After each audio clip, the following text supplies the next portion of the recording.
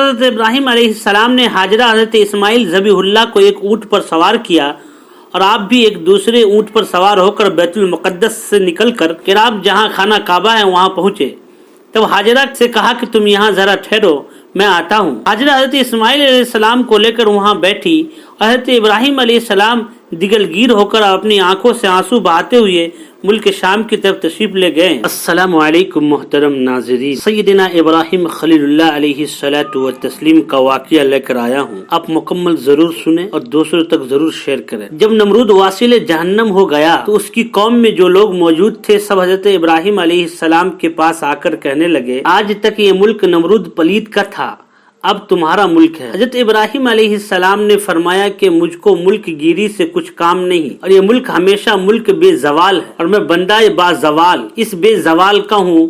ملک مصر و عجم بادشاہوں کی جگہ ہے اور ملک شام نبیوں کی جگہ ہے، میں تو شام جا رہا ہوں۔ لوگوں نے کہا کہ ہم بھی آپ کے ساتھ شام میں جائیں گے۔ تب حضرت ابراہیم علیہ السلام شام کی طرف روانہ ہوئے۔ رحیہ نامی ایک جگہ ہے، وہاں آپ پہنچے۔ اس ملک اور اس شہر کو رونق بخشی اور وہاں سے دریائے فرات کے کنارے آپ پہنچے۔ وہاں بھی ایک شہر آباد کیا اور اسی شہر کا نام رقیہ ہے۔ پھر وہاں سے حلب میں تشریف لائے اور وجہ تسمیہ حلب کی یہ ہے کہ شب کو وہاں دودھ دہا کرتے تھے، اور وہاں حمر میں آئے اور پھر وہاں سے عین میں آئے جہاں کے بادشاہ نے حضرت حاجرہ کو دیا تھا، اور وہ بادشاہ حضرت ابراہیم علیہ السلام کے پاس آیا اور دین اسلام سے مشرف ہوا، اور پھر جو بھی حضرت ابراہیم علیہ السلام کی ملاقات کو آتے وہ دین اسلام سے مشرف ہوتے۔ وہاں چند روز قیام کے بعد حضرت ابراہیم علیہ السلام کے ماں اپنی زوجہ محترمہ کے دمشق میں آ گئے اور وہاں اسی دین اسلام کا طریقہ و اطوار لوگوں کو بتایا اور بہت سے لوگ مشرف با اسلام ہوئے۔ اس کے بعد شہر طیب میں وارد ہوئے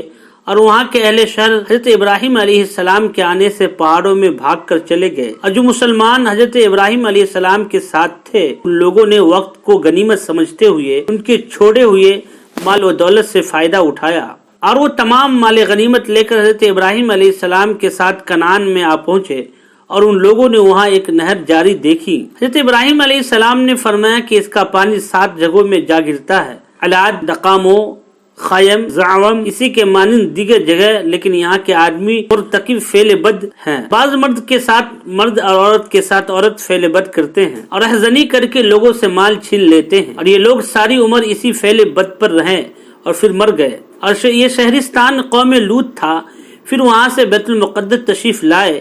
تب سائرہ خاتون نے حضرت ابراہیم علیہ السلام کے آنے سے عذرائے خوشی اور 100 دینار فقراء کے تصدق کے لیے، اور تمام شہر کے لوگ خوشی و مسرت ہو گئے۔ تقدیر الہی سے ایسا اتفاق ہوا کہ نور پیشانی سے حضرت حاجرہ کی پیشانی پر ظاہر ہوا۔ بعد وہاں سے اٹھ کر حضرت سائرہ خاتون کے پاس تشریف لے گئے۔ سائرہ خاتون نے اس حال سے واقف ہو کر حضرت حاجرہ کے کان چھید دیے۔ پھر حضرت حاجرہ کے کان چھیدنے سے اور بھی زیادہ خوبی آ گئی۔ حضرت سائرہ خاتون نے کہا کہ واہ واہ، اس عیب نے تو اور ہی خوبصورتی بخشی۔ پھر غصہ ہو کر ان کا ختنہ کر دیا۔ پھر اللہ تعالیٰ کا حکم ہوا کہ اے ابراہیم علیہ السلام، میں نے تمام زن و مرد پر یہ سنت حاجرہ کی جاری کر دی، ساری امت ان کی قیامت تک پیروی کرے۔ حضرت سائرہ خاتون کو اور بھی غیرت پیدا ہوئی، حضرت ابراہیم علیہ السلام سے بولی کہ یہ چیز مجھ کو برداشت نہیں، حاجرہ کے کوئی فرزند پیدا ہو اور مجھ کو نہ ہو۔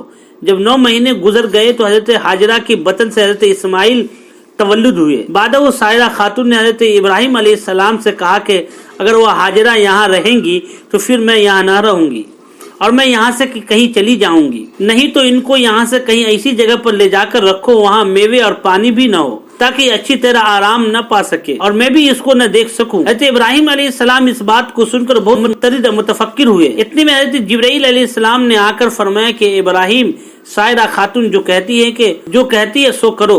پس حضرت ابراہیم علیہ السلام نے حاجرہ حضرت اسماعیل ذبیح اللہ کو ایک اونٹ پر سوار کیا اور آپ بھی ایک دوسرے اونٹ پر سوار ہو کر بیت المقدس سے نکل کر آپ جہاں خانہ کعبہ ہے وہاں پہنچے۔ حاجرہ سے کہا کہ تم یہاں ذرا ٹھہرو، میں آتا ہوں۔ حاجرہ حضرت اسماعیل علیہ السلام کو لے کر وہاں بیٹھی اور حضرت ابراہیم علیہ السلام دگل گیر ہو کر اپنی آنکھوں سے آنسو بہاتے ہوئے ملک شام کی طرف تشریف لے گئے۔ جب 2 گھڑی گزری، دیکھا کہ ابراہیم تشریف نہ لائے اور آفتاب گرم ہوا تو سر پر گرمی پہنچی تو پیاس کی شدت محسوس ہوئی۔ اس پیاس کی شدت کی وجہ سے حضرت حاجرہ کو کوئی صفا و مروہ کی طرف دوڑی، وہاں بھی کہیں پانی نظر نہیں آیا۔ اسی طرح پانی کے لیے صفا و مروہ اور مروہ سے صفا پر 7 مرتبہ دوڑ لگائی لیکن پانی نہ پایا۔ پھر بہت ہی حیران ہوئی اور یہ دوڑنا صفا و مروہ کا 7 دفعہ اہل سنت والجماعت کے مذہب میں حاجیوں پر قیامت تک سنت حاجرہ جاری کر دیا گیا، اور ہر حاجی اسی طرح 7 مرتبہ دونوں پہاڑوں پر دوڑتے ہیں۔ پس حضرت اسماعیل علیہ السلام کو حضرت حاجرہ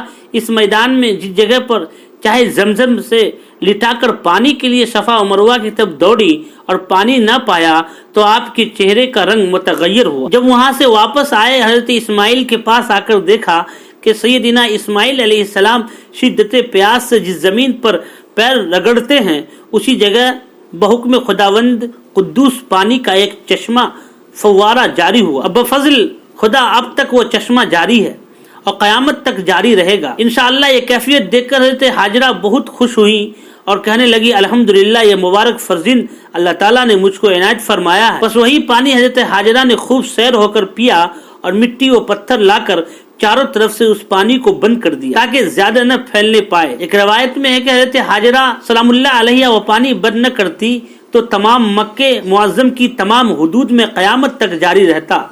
پر جو کھانے پینے کا تھا کھا لیا۔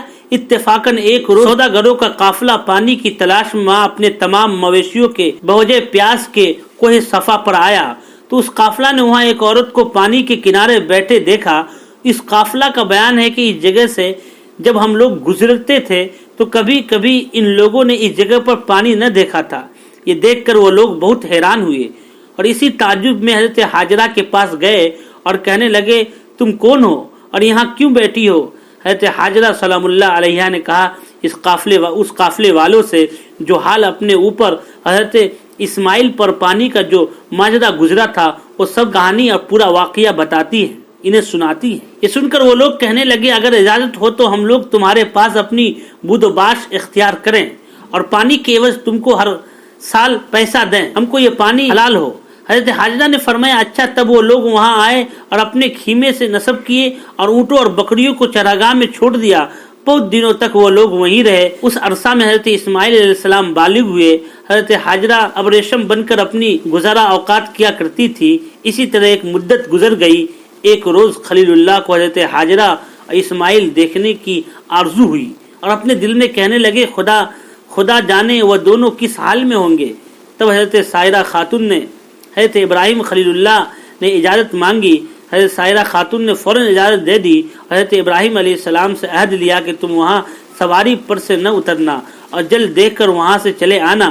یہ عہد کر کے حضرت ابراہیم علیہ السلام بیت المقدس سے نکل کر بیابان کی راہ لی۔ جب مکہ میں پہنچے تو وہاں قوم عرب کو دیکھا، اونٹ بکری چراتے ہیں اور کسی کو بیٹھے اور کوئی چلتا پھرتا ہے۔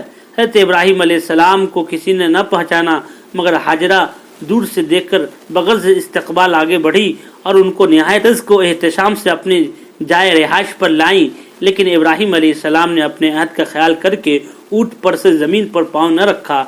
حضرت حاجرہ نے اسماعیل کو بلا کر کہا کہ دیکھو یہ تمہارے والد آئے ہیں۔ حضرت اسماعیل علیہ السلام نے اپنے باپ کو دیکھا تو وہ بہت زیادہ خوش ہوئی اور اس وقت اسماعیل علیہ السلام کچھ بڑے ہو گئے تھے۔ حضرت حاجرہ نے ابراہیم علیہ السلام سے بالاسرار کہا اب سواری سے اترے تاکہ آپ کے پاؤں دھلوا دوں۔ تب حضرت ابراہیم علیہ السلام نے کہا چلتے وقت سائرہ خاتون نے مجھے سے عہد لیا ہے کہ اپنی سواری سے نہ اترنا۔ یہ سن کر حاجرہ نے ایک پتھر لا دیا اور اس پر پاؤں رکھ کر دھلایا۔ اسی طرح دونوں پاؤں دھلوا دیے اور اچھی طرح سے ہاتھ پاؤں دھلوا دیے، اور جس پتھر پر حضرت ابراہیم علیہ السلام نے پاؤں رکھا تھا وہ مقام خلائق کا مصلی ہے، جیسا کہ رب العزت کا ارشاد ہے وَاتَّخِذُوا مِن مَّقَامِ إِبْرَاهِيمَ مُصَلًّى۔ حضرت ابراہیم علیہ السلام کو دیکھ کر بیت المقدس کو تشریف لے گئے اور حضرت سائرہ خاتون کے پاس مہمان بنا کر خلق اللہ کی دعوت میں وہ مہمانداری کرتے تھے۔